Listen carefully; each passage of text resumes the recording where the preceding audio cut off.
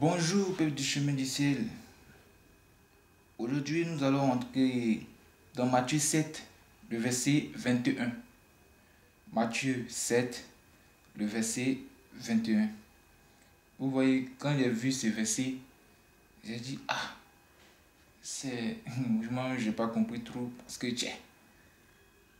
Bon, je vous laisse vous-même voir un peu le verset.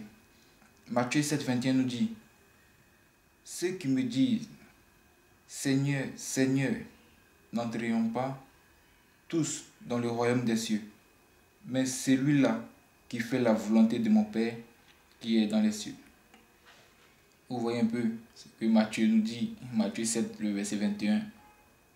La Bible nous dit, ceux qui me disent, Seigneur, Seigneur, n'entreront pas dans le royaume des cieux, mais celui-là seul qui fait la volonté de mon Père qui est dans les cieux.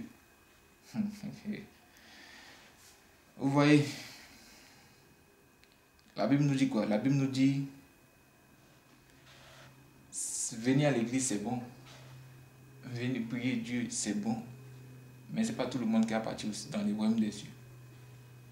Vous voyez, c'est-à-dire, venir prier c'est bon, venir adorer Dieu c'est bien, tout ça c'est propre. Mais Dieu nous dit, tout le monde ne va pas partir là-bas. Pourquoi? Je vous explique. Vous voyez, il y a des gens, ils viennent à l'église pour prier. Oui, ils viennent à l'église pour prier. Mais quand tu finis de prier, quand tu t'en vas là, tu penses que la prière te suit toujours. Dieu est tout. Matin, midi, soir. Dieu est avec toi. Matin, midi, soir. Dieu connaît chaque grain de cheveux de chacun. Donc personne est caché au devant de Dieu. Tout le monde est visible. Tout le monde, Dieu voit tout le monde. Écoutez bien encore ce que ce verset nous dit. Matthieu 7, le verset 21.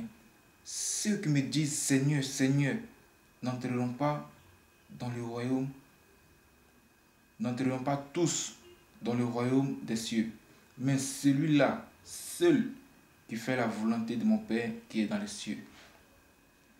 Tu vas venir, tu vas dire Seigneur, Seigneur, Jésus, nanana. Blanc, tu ne rentres pas dans le royaume des cieux. Pourquoi? À cause du comportement, tout simplement. Là, c'est le comportement maintenant qu'on parle. Tu viens prier, c'est bien, tout ça c'est propre. Mais le comportement maintenant, on en parle. On fait quoi de ça? Est-ce que ton comportement vis-à-vis de Dieu c'est bon? Est-ce que toi-même, tu fais des choses en pensant un peu à Dieu? Parce qu'on dit c'est celui qui fait la volonté de Dieu. La volonté de Dieu c'est quoi? C'est celui qui met en pratique les principes de Dieu. C'est ça la volonté de Dieu.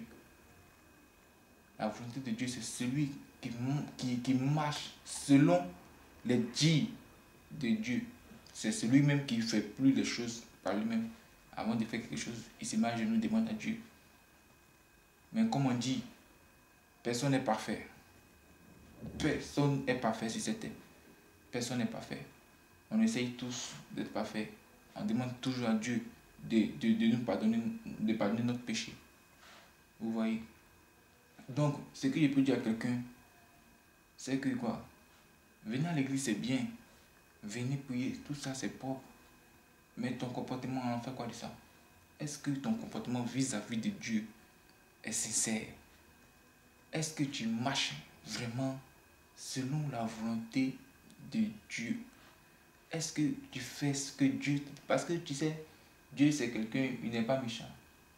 Il peut te donner... Oui, tu viens prier, tu viens... Certaines personnes pensent que Dieu n'est pas bête. Dieu peut te donner, il peut t'élever et puis lui-même il te rabaisse encore. Mais quand il te rabaisse, c'est méchant. Quand Dieu te rabaisse, c'est méchant. Il va t'élever, mais quand il te rabaisse, c'est méchant. Faisons tout pour ne pas mettre Dieu en colère. Marchons selon la volonté du Père.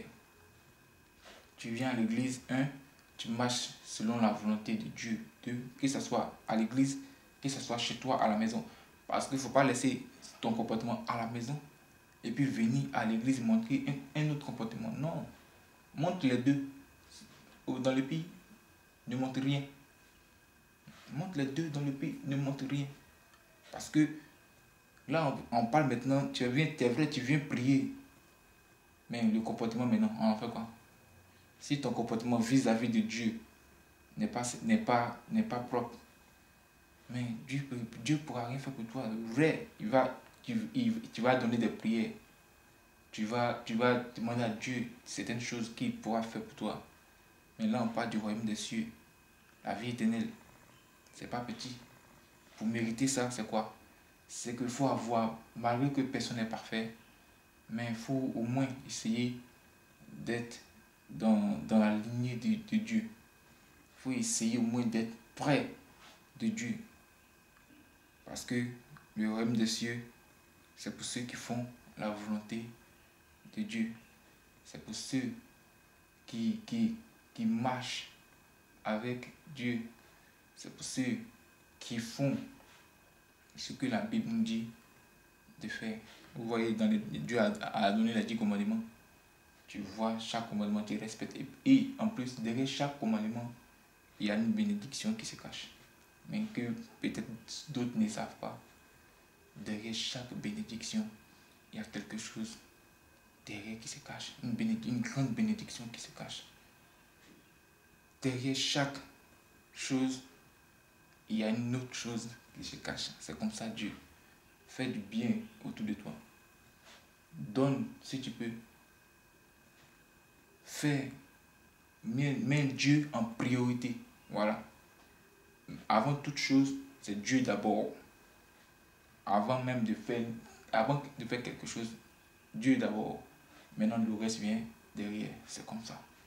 Fais d'abord la volonté de Dieu d'abord, en première position. Mets Dieu devant et tu verras que tout ce qui accompagne sera limpide, facile, parce que tu as mis Dieu devant.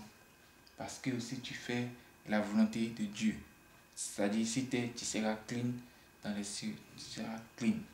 Mais si tu viens à l'église seulement pour venir écouter, des gens éteignent ton téléphone, tu éteins juste en bas, juste dans le couloir, tu allumes. Bon, là, on fait comment? Tu es en bas, tu éteins ton téléphone. On dit éteins ton téléphone. Tu éteins, oui. Juste dans l'escalier, tu allumes. Alors qu'ils t'ont dit éteins ton téléphone. Pour ne pas que ça sonne. Pour ne pas que ça dérange la prière de Dieu. Mais tu allumes. Et tu es dans la salle, tu sais très bien que ton téléphone, tu as allumé. On t'a dit d'éteindre, mais tu as allumé, tu es dans la salle, ça sonne. Et puis tu es étonné. Toi-même, tu es étonné. Comme si on t'a pas dit d'éteindre ton téléphone en bas. Non, arrêtons ça. Tu viens, déjà à la maison, tu éteins ton téléphone. Si c'est la première fois, on comprend. Si tu es une nouvelle personne, tu ne connais pas. Mais tu es ancien il y a longtemps. Tu viens, tu éteins ton téléphone. Là, on n'a pas oublié de te dire. Dès que tu viens, tu vois Auguste. Avant même qu'il va éteindre ton téléphone, tu lui montres, voici c'est éteint. Ah, vas-y. Mais tu vas venir, non, ton téléphone est éteint, oui. On peut même, d'autres même qui viennent même, tu vois quelqu'un qui est en bas, tu viens, tu ne le salues pas, tu montes directement. Il y a des gens où tu ne les salues pas, tu les dépasses et puis tu mets les gens. C'est pas comme ça. Dieu n'est pas une personne des autres. Non, il y a des gens qui sont là pour ça. Quand tu viens, tu présentes, voici, on voit une nouvelle personne. Une fois que tu envoies la nouvelle personne, nous-mêmes on s'occupe de la personne. Vous voyez, c'est comme si tu faisais aussi la volonté de Dieu parce que tu envoies les gens dans la maison de Dieu. Vous voyez. Donc, essayons de faire ce que Dieu nous demande. Essayons de marcher avec Dieu. Le comportement, essayons d'arranger ça aussi. Essayons d'être un peu parfait parce qu'on ne peut pas être parfait à 100%, c'est impossible. On essaye. On demande à Dieu de nous aider. On demande à Dieu d'être avec nous. On demande à Dieu de toujours nous donner la force. Que cette parole soit gravée dans notre mémoire. Que cette parole nous accompagne dans la semaine. Bon culte à tout le monde.